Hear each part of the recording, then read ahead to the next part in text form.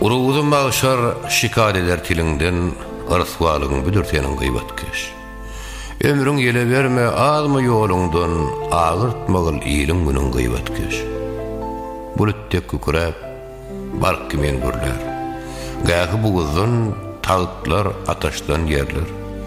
Gatırdek isyanlar, buğurdek mağırlar, bedeninden sporar gağının gıybatkeş. Halın görün hayran olup ağırarlar. Özün sadzyn atlı zayda bağlarlar, kilin çekip demirle dağlarlar, qara bolar şol günün gıybatkeş. Yaman söz ayrıdır yağışlı olsundan. Günahın ağrami basar üstünden, cehennem içinde tamu atsından pelekleri çıkar üyünün gıybatkeş. Melekler götürüp gürüzler urarlar, ennamından suudek akar zeherler, haşlaşıp durarlar yanından mağarlar, ennamından sporar gağının gıybatkeş. Bir dem kutulma sen tamun arından, tenine yayılan yılan zehrinden, şol azabın hasretinden darından pelekleri çıkar üyünün gıybatkeş.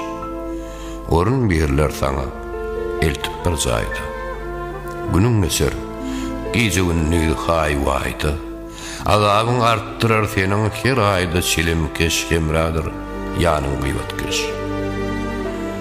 Uruy siyasen mağşar günü kerime, Tanrı sovabından alır cerime, imansız ten idip elter cehime, gile edersen zanın gıybatkeş.